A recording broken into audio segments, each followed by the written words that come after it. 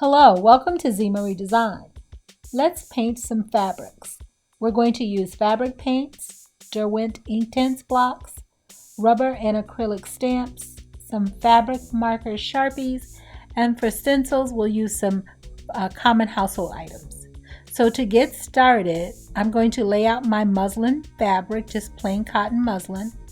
I'm going to start with my tulip fabric paint that I got in this pack from my local craft store. I lay out just a reference of how I'm going to lay down my paint so I can blend them together. And as I get my paints out, I realize that this packet doesn't contain some of the colors that I want, so I'll be blending in some colors together to create the colors that I want.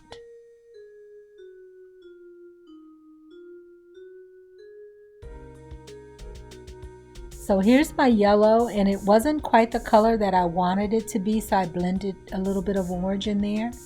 And then my orange, as I tested it out on my paper towel, was a little bit more neon than I wanted, so I added a little bit of yellow to that. And my packet didn't contain red, so I'm using a different type of fabric paint. And then I didn't have a purple in my pack, so I'm combining pink and blue to create the purple. And then I have the blue that came from my pack. Now each of these, as I placed them in the bowl, I added some water to it because I want it to be very blendable, and I wanted the paint to be very fluid. So to get started, you're going to spritz your muslin fabric with water. And you want your fabric to be wet, but you don't want it to be saturated.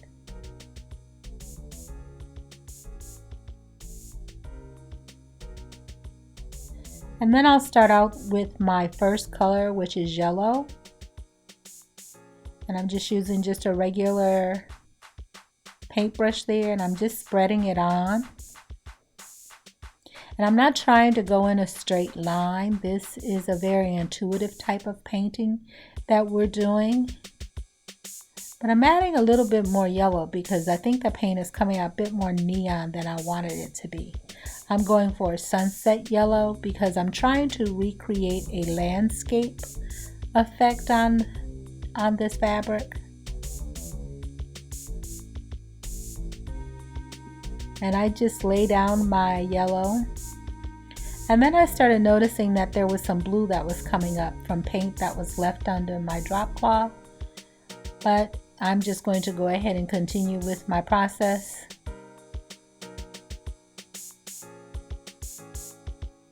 And I'm not trying to do this in a straight line. I'm just trying to get the paint down onto the fabric. And then I will come again and I'm going to blend in my orange. As you can see, I blended my orange when I put it down. And now I'm putting down the red and I'm blending that in with the orange also. I also spread some of that red down into the yellow and I just blend it in. Now if your paints aren't blending in the way you like, you can just spritz your fabric with a bit more water just to make them move a bit more. So now I'm going to come in with my purple, and I'll start right at my red, and I will blend from the red and then just continue to go up to cover the muslin. And now when these paints dry, they're going to dry a lot lighter than they are going on your fabric.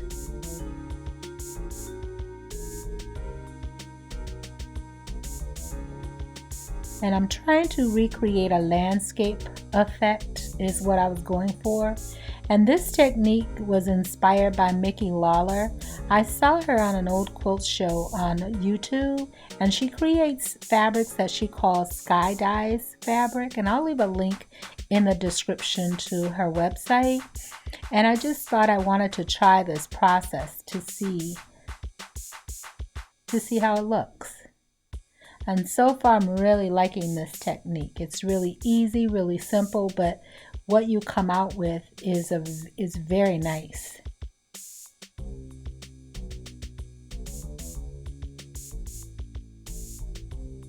So once your paint has dried, you're going to let it dry completely, and then you'll heat set this, and I'll just heat set mine with an iron. And so I have a project in mind that I want to use this fabric for, and so the project that I have in mind calls for 4 of these same size panels. So I will continue on and using different techniques and different household items for stencils and create 3 more of these panels.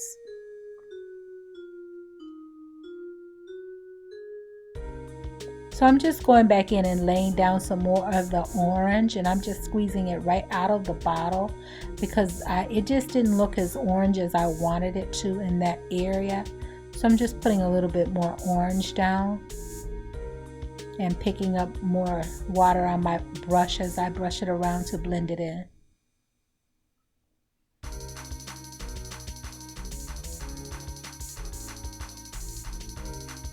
So now that my fabric has dried and I have heat set it with the iron, you can see that as it dried out, it blended even more and it came out really nicely.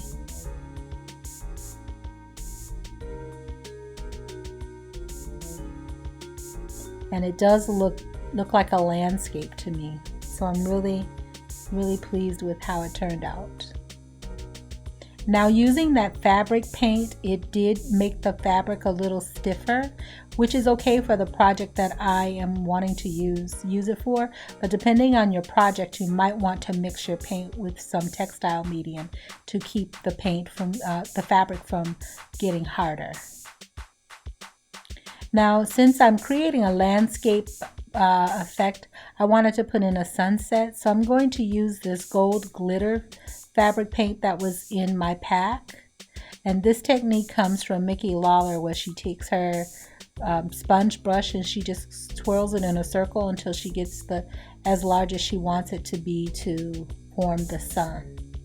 Now you can also just take a round object and trace around it and fill it in with your paint. And you can't see on camera, but that gold glitter paint does give off a nice shimmer.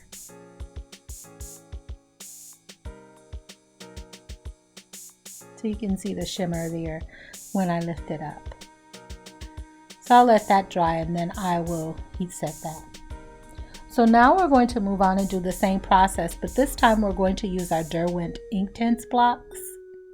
Now I've done this process in a previous project where you're going to take your Inktense blocks and we're going to create paint with those by grading down the Inktense blocks, and we'll make some granules that we will add to our bottles here.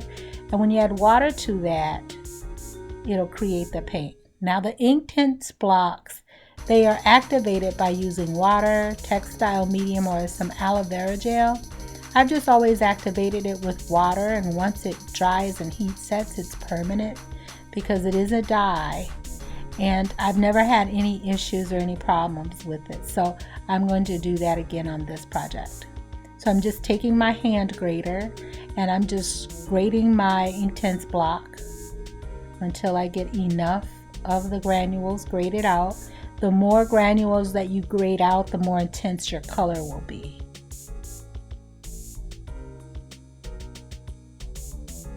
So I grate that out and I put it in my bottle. And then I'll add water. And as you can see, these bottles already have had color in it because these are the bottles that I use for this process all the time. And I'll just fill my bottle with water. And then I'll shake it up. But as you shake these bottles creating this Inktense dye paint, be really careful because this is dye. So wherever you get it on any of your fabric, it is there to stay. Even if you wash it out without heat setting it, it still won't come out completely. So just shake it really well until it's all mixed, and now you have your Inktense paints. And I have my green and my blue. I'll continue that to get my other colors. Now these Inktense, they blend really well, so I'm going to create a purple because I don't have a purple that's in there. I'm going to use the magenta block and I'm going to use the dark blue block. So I'm going to grate those and mix those two together to get the purple that I want. And again, I'm going to test out my colors on my paper towel to see if they are as intense as I want them to be. And if they're not, I'll just grate more to add to my bottle. And you'll see my purple. As I squeeze it out, you'll see the color that it comes out in just a bit.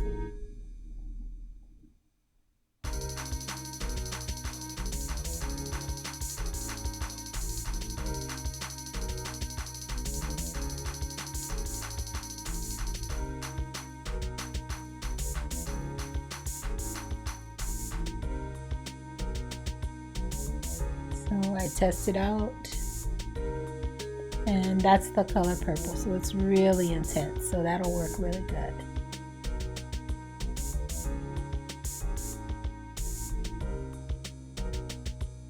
So now I have all of my Inktense colors all ready and in the bottles. I'm going to start again with my plain muslin, and I put down another piece of plastic there to cover that original drop cloth.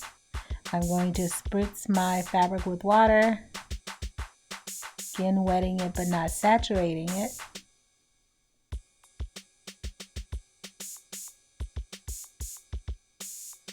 And then I'll add my first color.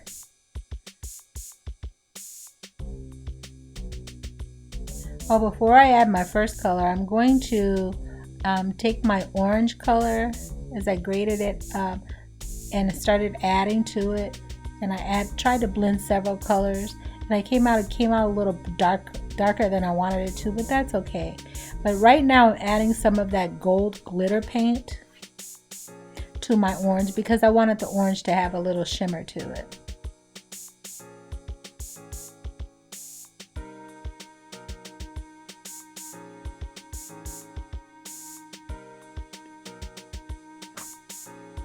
I'm going to try to grate a little bit more of the orange block just to see if I can lighten it up just a bit. So once again, spritzing before I get started on my first color.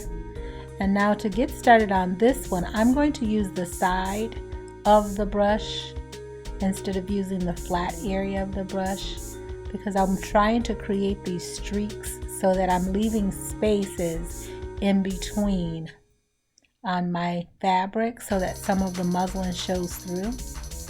And then you can come back in those areas that you're leaving the spaces and blend a different color in between those areas. Or you can just leave it, the color, let the muslin show through.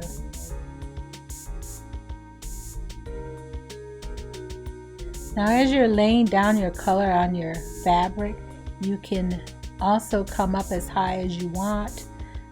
With this, you can do 1/3 of the fabric, 1/2 of the fabric, 1/4 of the fabric, whatever you wanted to do to create your landscape or just to create your abstract art on your fabric.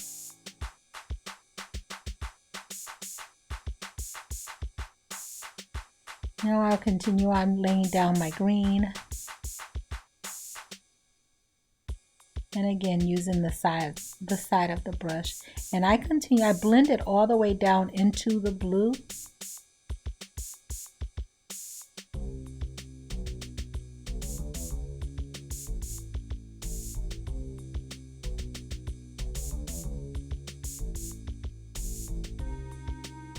And now I'm going to lay down that orange. And it did lighten up a little bit for me as I added a bit more of the Inktense block to it. I grated a little bit more and it did lighten up. And it does have a shimmer because it has that gold tulip paint in it.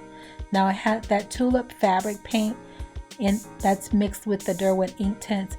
I'm hoping then that it doesn't dry to make the fabric as hard as the other fabric did, as the other fabric came out to be with just using just the tulip paint. Generally, when I paint with my Derwent Inktense, my fabric stays exactly the same. It's not, it doesn't dry to make the fabric hard. It keeps the same hand when I'm using my Derwent Inktense. And I'll leave a link in the description on where I purchased these Derwent Inktense. I got them on Amazon, and I'll leave a description below for that, a link. And you can also get these in pencils if you wanted to do something a bit more fine, instead of grading them to create this type of fabric. And you can just color it in just like a color pencil, and then activate it with the water, textile medium, or the aloe vera.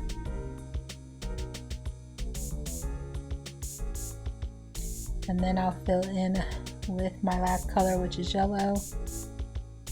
And you see that red spot where I dropped a little bit? If it drops on there, it is there. This is dye. It does not come out.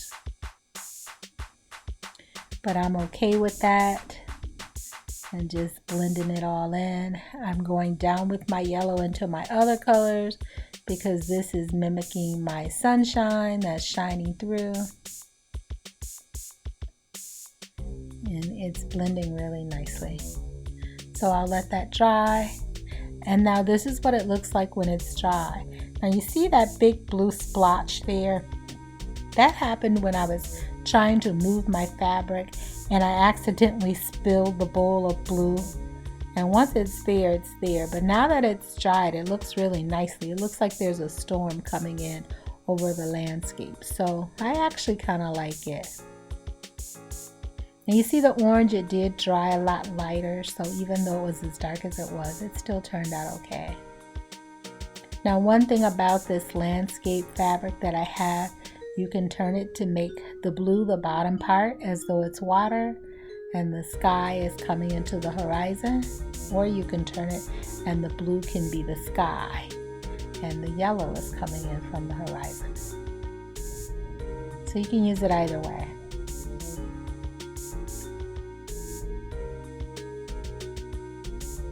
So now I'm going to go in using my rubber stamps, and I wanted to put some sayings. So I just got the rubber stamps that had words and sayings on it. And these rubber stamps I picked up from a garage sale. And I just used my fabric ink stamps pad that I ordered from Amazon. I'll leave a link in the description for those. And then I picked up some of these plastic stamps. I picked those up from a garage sale, and I ordered these acrylic blocks from Amazon. I'll leave a link in the description for those to put those rubber stamps on top of, so I could do the stamping. Going to garage sales, rummage sales, thrift stores, you can get lots of stamps very inexpensive. And that's how I started my stamp collection, to do my stamping. So I'm just going to put it right on top of my acrylic block. It sticks on there, and then I will go through and put it on my stamp, and then I'll just stamp it onto my fabric. And these inks that I have, they are permanent fabric inks.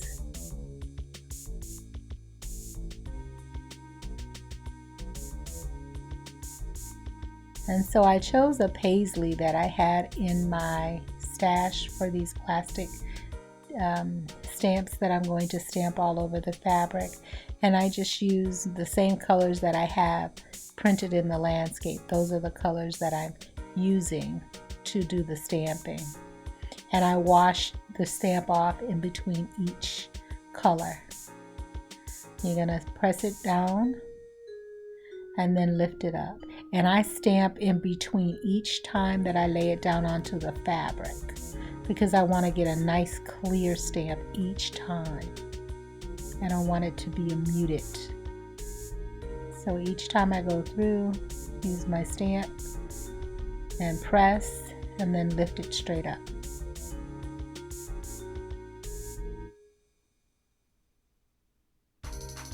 And I'm going to continue doing these stampings until the entire fabric is all stamped. Now I could have just left it where it was just the landscape, but I just wanted to try some different techniques. I thought this was the perfect time to try. Now that second time that I laid it down without going to the stamp pad, it did come out a little muted. You see how it comes out a little muted when you try to do it twice without using the pad. So I continued on until it's all full. And I think it turned out really nicely. So once these stamps dry, I will again heat set this. I let everything dry in between and then heat set.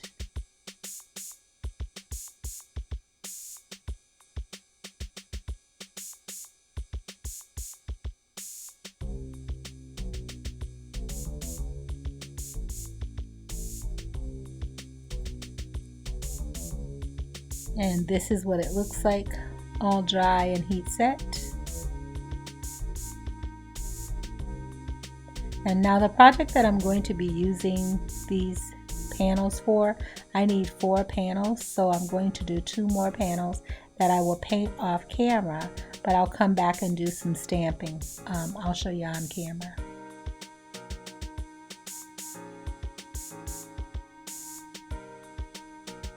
So now I wanted to add some more writing to this. I wanted to add some additional words, and I was going to do that with my micron pens, but they are a fine tip pen. So as I began writing with them, the writing just came out so small that I wanted it to be larger. And I do have some fabric markers and some Sharpies in my stash. So I ended up using those and just writing some words on there with those, and I'll show that to you at the end. So I wanted to try another technique where I'm going to use some household items for stencils and do a cardboard roll, a fork, and some toothpicks. So I laid out my toothpicks in just random pattern, and this is a different panel that I'd already did my landscape painting on. So this is my 3rd panel that I did it on. And so now I'm just doing an overspray where I'm just spraying over the toothpicks, and the toothpicks are acting as my stencil. And I'm just giving a light spray because I found that the toothpicks were kind of moving around. But they stayed in place long enough to get my image there from the toothpicks. So I like that overspray technique with the toothpicks.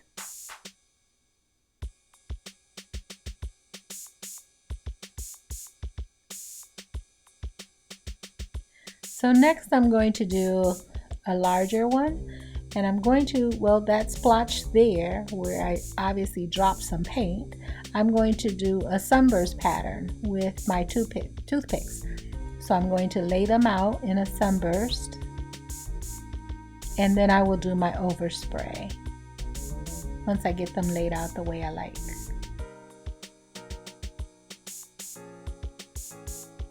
And these are my Derwent Inktense that are in my spray bottle.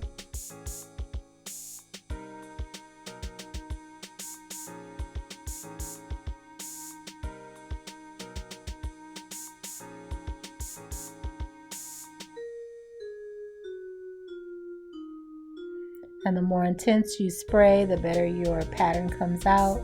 Just waiting a couple minutes just to let those let that dry, and I'll bring the camera in so you can get a closer look. And the starburst pattern came out really nicely from where the toothpicks were. So let's try a different technique here. We're going to try laying out some forks in a random pattern. And then I have my Derwent Inktense in my spray bottle. And now I'm going to just spray right over those forks in that pattern. And I guess I like the sunburst pattern because that's what I've created again. Maybe it's something about the landscape that makes me think of sunburst.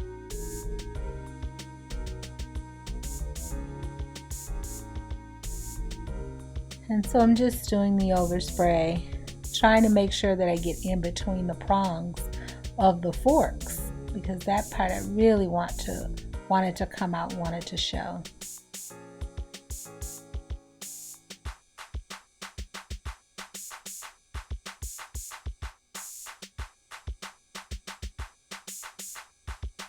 I let it sit just for a few minutes there, and then I lift them up, and there you can see the pattern on those three really well. So now let's move on. Let's see how this cardboard roll is going to work. So I just take my cardboard roll and I'm going to stick it right in my paint, and I'm using that as a stamp. And I'm just doing it, stamping in a random pattern, just all over the fabric there. And I just wanted to try again different techniques. Now you can look around your house. I'm sure there's lots of things that you have around that you can put down, that you can use as stencils, you can use as a resist.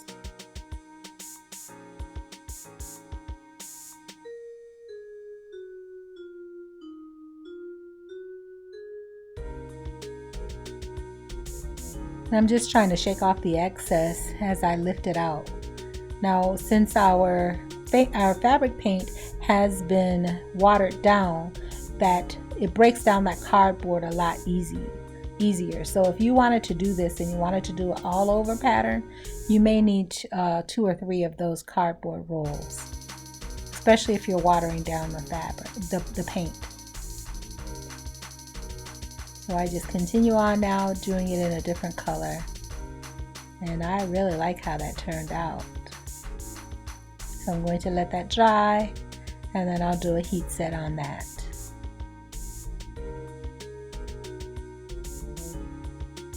So now I found a comb that I had, and I'm going to see if I can do an overspray of that. Let's see how that turns out.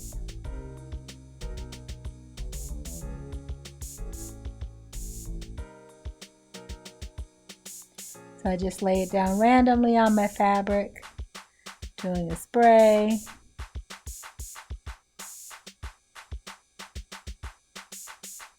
Lift it up, and there's my comb. So it worked out really nicely. I'm going to do another one.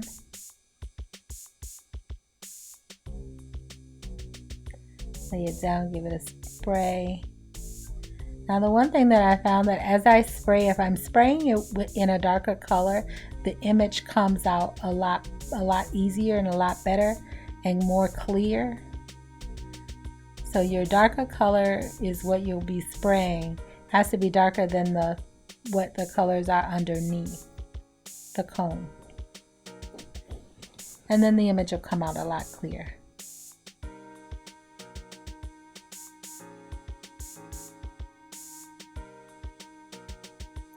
So I think I'll do one more, and this area over here is a little lighter, so let's see if we can get the image to come out a little better. And make sure too that you're getting your fabric paint in between the teeth of the comb. That was the other thing that I realized.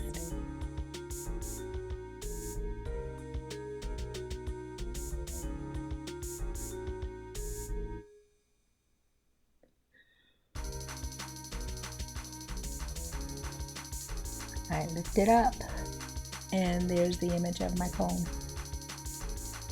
So all of these techniques so far have worked out really well.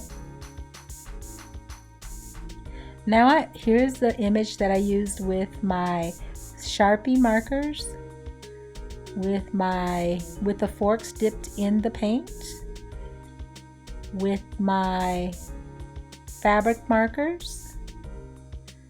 And then I was able to write the words a little bit larger and even did some squiggle lines through there. And I just added more words to what I was to the fabric. And I really like it.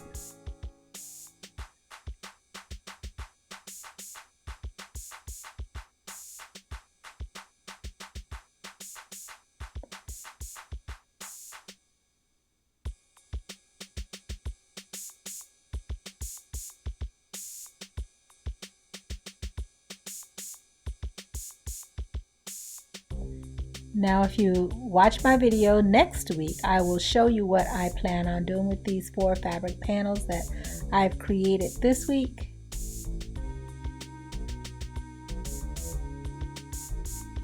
with this fabric painting and with adding different elements to it, the stamping, the stenciling, with using fabric markers. I definitely think I will try this project again. So I hope you like this project, and I hope you'll give it a try. And here's my fourth fabric panel that I created. And now after everything is all dry, I make sure to go through and I heat set all of these fabric panels. And I did the stamping, and I did the markers all on this one as well. And you can see what it looks like from the back.